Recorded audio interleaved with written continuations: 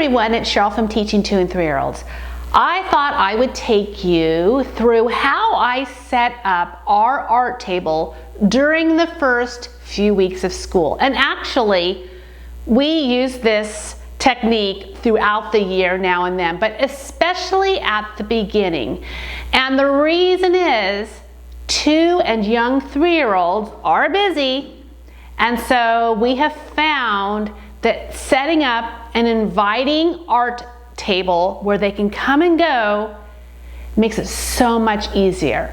So the very first thing that we do is we cover our table with paper. And you can just buy paper on a roll, and that's what we've done. And I've just simply cut it so that it fits the top of our table, and I've secured it with tape. That's important because it will move around if you don't do that. So you want to make sure to secure the paper to the table, and then you will notice there are no chairs. And we actually started this so many years ago. It was actually my assistant who thought of it, to just remove the chairs, because the younger the children are, they really love just being able to walk up and start to paint. And they also like to walk around. Like I said, they're busy. So often they might kind of walk around the table and get different areas of the paper. So that is why I love starting the year off using this technique. So the table is covered, it's secured with tape, and then you think about what you want them to paint with. One of our very, very favorites is watercolors, these palettes. And I don't put cups of water out with this age group at the beginning, because let me tell you, even when I show them, they still want to pick up the container of water and dump it out. It happens, they love to dump. That's part of what they do. So I just take, like you can just take an eyedropper of water, and you can just kind of squeeze the water so there's just a couple of drops in each well. And I will actually put several of these out on the table, and then of course they have their paintbrushes and they just start painting. Again, it makes it more inviting for them because this is new to them, and they don't feel any restrictions because they have the entire surface to cover. And as many children can come up as they want, they can paint, they can go do the other things. We have our art table set up during our free choice centers time. So that means that they can walk up when they want to paint while the other children are playing in other areas of the room. So again, it's very inviting for them to come up and start painting.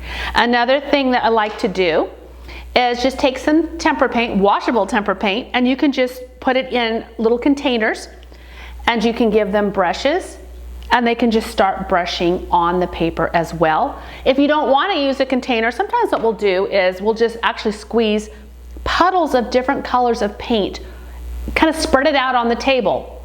And then the children can just come up and just start painting where they see the puddles, or use rollers. Rollers are wonderful, especially for this age group, because it allows them to do really big motions. Younger children really love moving their entire bodies. And again, because there are no chairs around the table, they can walk around and they can roll and roll and roll. And if you have different color puddles of paint out, as they're moving one color onto another color, they're making a new color. So it's a great color mixing experience. If you want to try dot markers, these are wonderful too. And we just simply, they take the tops off. You can take them off ahead of time, actually put them on the counter, and then they can just walk around and they can stamp, stamp, stamp, stamp, stamp. If you're not quite ready for paint, now there's been some years where the first day I don't start with paint. I might start with just some markers, or you can use crayons, and they can just go all over on the paper. If you want them to have something that they can take home as they are painting the paper, or coloring on the paper, or doing dot markers on the paper, you can then give them their own sheet of paper, put their name on it, put it down, and then they can just keep going right on top of their piece of paper, which they can then take home. So that's an option too. I've done that.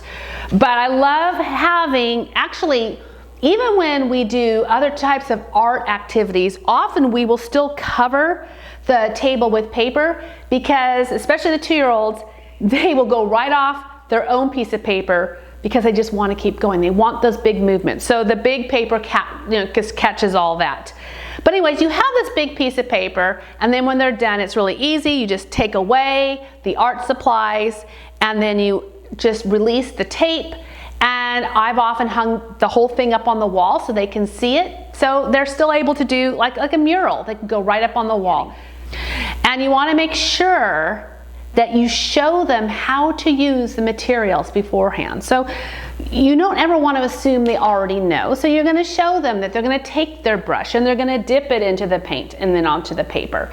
Or if they're doing the rollers, you're going to show them how to roll it into the puddle of paint and then move it around the paper. So just make sure to show them that. And I know I have also mentioned in my Centers Time videos that for the most part, children can pick up pieces in different centers and move them around because that's what 2-year-olds do.